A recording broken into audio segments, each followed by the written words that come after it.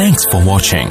Don't forget to like, comment, share and subscribe to Mufti Tariq Masood, famous scholar. اور ہاں تو میں یہ عرض کر رہا تھا کہ دوسری کرو میرے بھائی. آپ کے سسرال نے اتنا بڑا دل کیا کہ آپ کو اجازت دے دی, تو اللہ کا واسطہ دے کے کہتا ہوں کہ دوسری کو الگ رکھنا اور دونوں میں سے کسی کی وجہ سے کسی کے حق کو ضائع نہیں کرنا. جو رپورٹیں مارکیٹ میں آ رہی ہیں دوسری شادی کے اکثر نتائج اچھے نہیں آ رہے, مرد زیادتی کر رہا ہے. میں نکاح پڑھاتا ہوں دوسری شادی کے لیے نا, ایک ہفتے بعد اطلاع ملتی ہے کہ دوسری کو طلاق دے دی. یہ چل رہا ہے مارکیٹ میں.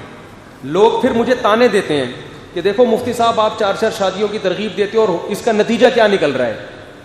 تو میں لوگوں سے کہتا ہوں میں یہ ترغیب دینا نہیں چھوڑوں گا, کیونکہ معاشرے میں جو برائی پھیل رہی ہے اس کے علاوہ اس کا کوئی آلٹرنیٹ ہے ہی نہیں.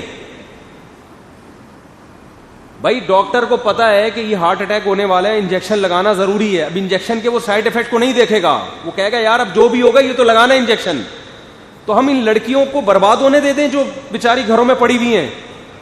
تو ہم مردوں سے یہ کہیں گے, یہ کبھی نہیں کہیں گے کہ مت کرو, ہم کہیں گے کرو لیکن اللہ کے بندو اسلام کے آدھا حکم کو مت لو, پورے حکم کو لو.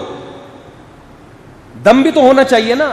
شادی ہوئی ہے, پہلی بیوی نے اتنا دباؤ ڈالا دوسری کو طلاق دے دی, تو آپ میں جب دم نہیں تھا تو آپ نے کی کیوں ہے؟ تبھی جو دوسری کے لیے مجھ سے نکاح پڑھواتا ہے نا آ کے کہتا ہے اور کہتا ہے کہ وہ لڑکی والوں کو راضی کر لیں, میں کہتا ہوں تیرے اندر دم, تیرے تو طلاق سے بات کرتا ہوں میں اس سے, کیونکہ ابھی اس کو تو طلاق نہیں سمجھ میں آئے گی تو بعد میں تو ساری زندگی تو طلاق ہی سننا ہے اس نے. سالے اس کو تمیز سے تھوڑی کہیں گے کہ سنا ہے کہ آپ جناب نے ایک اور شادی فرما لی ہے, وہ یہ تھوڑی کہیں گے. سنا ہے, کچھ سننے میں آیا ہے کہ آپ جناب نے ایک اور عقد فرما لیا ہے, وہ ایسے تھوڑے وہ تو طلاق سے بات کریں گے. اگر آپ میں دم نہیں تھا تو میرے بھائی آپ کو یہ کام نہیں کرنا چاہیے تھا. نہ پہلی کی زندگی کو برباد کرو نہ دوسری نہیں کرو. پھر اگر یہ دم نہیں ہے تو چھوڑ دو, اللہ تو پوچھ لے گا آپ سے جو پوچھنا ہوگا. لیکن کرنے کے بعد جب ظلم کرو گے, بعض دفعہ پہلی کو لٹکا دیتے ہیں, وہ دوسری سے وہ نئی آئی ہے تو اتنی زیادہ اچھی لگ رہی ہوتی ہے کہ پہلی وہ 6 بچوں کی ماں بن چکی ہے, وہ اب پرانی لگ رہی ہوتی ہے. اس کو وہ کباڑ کا معاذ اللہ کہنا نہیں چاہیے, وہ ان کو کباڑ مال لگ رہا ہوتا ہے تو وہ اچھی نہیں لگ رہی, اس کو لٹکا دیتے ہیں. اللہ میاں نے اجازت دی ہے برابری کی شرط کے ساتھ, اور نبی صلی اللہ علیہ وسلم نے فرمایا 2 کرنے کے بعد جس نے برابری نہیں کی قیامت کے دن فالج زدہ ہو کے آئے گا اللہ کے سامنے, آدھا دھڑ مفلوج ہوگا اس کا. کیوں؟ ایک طرف مائل ہو گیا تھا تو اللہ اس کی اسی دھڑ کو مائل کر دیں گے. اس لیے اللہ کا خوف کریں. کچھ بہت غلط رپورٹیں آتی ہیں مردوں کی, شوق میں کرتے ہیں اور چسکے لینے کے لیے, اور اس کے بعد جب حقوق کی باری آتی ہے تو پیچھے ہٹنا شروع ہو جاتے ہیں. وہ لڑکی جب دوسری بیوی بنی ہوتی ہے وہ بیچاری کسی کام کی نہیں رہتی, وہ اس کو یہ چھوڑ دے گا تو ایک اور طلاق کا دھبا لگ گیا اس کے اوپر. تو اس لیے بھائی تھوڑا انسان کے مرد بن کے تو کرنا ہے تو کرو, اور خاص طور پہ جن کے سسرال والے اجازت دے رہے ہیں ان پہ تو بہت بڑی ذمہ داری ہے کہ ایسا نہ ہو کہ آپ نے جب کی ہے تو آپ دوسری کی طرف اتنا مائل ہو جاؤ کہ پہلی کو لٹکا کے چھوڑ دو.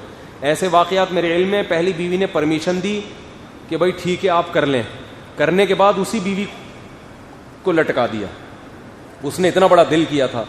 تو معاشرے میں یہ سب کچھ غلط ہو رہا ہے, لیکن اس غلط کا عام لوگ علاج یہ کرتے ہیں کہ کرو ہی نہیں. میں یہ علاج نہیں کرتا بھائی, کرو لیکن ان حقوق کو بھی ادا کرو. جیسے ایک بھی کرو نا تو حقوق بھی ادا کرو, یہ تو نہیں کہ ایک کرنا ہی چھوڑ دو. تو حقوق ادا کرنے کی طرف بھی توجہ دینی چاہیے. اور میرا کوئی شادی دفتر نہیں ہے, نہ میں شادیاں وادیاں کراتا ہوں, اور یہ میرا کام نہیں ہے. یہ جاؤ ایم اے جینا روڈ پہ وہیں چلے جاؤ آپ, ہو سکتا ہے فلیٹ بھی ملے, پیسہ بھی ملے اور گاڑی بھی ملے. سمجھتے ہو؟ اور یہ جو دوسری شادی ہے نا, اس میں لوگوں کو اعتماد جلدی نہیں آتا, تو یہ اپنے ریلیٹیوز میں تو آسانی سے ہو سکتی ہے, رشتہ داروں سے باہر میں نہیں ہو سکتی. وہ دیکھیں گے پتہ نہیں کون ہے اٹھ کے آ گیا, وہ پہلے تو کہیں گے کر کیوں رہا ہے یہ, پتہ نہیں کیا ہو گیا. تو تلاش کرتے رہیں, اسی میں مر جائیں, کوئی بات نہیں, قیامت کے دن 4 والوں میں شمار ہوگا انشاءاللہ نیت کی وجہ سے.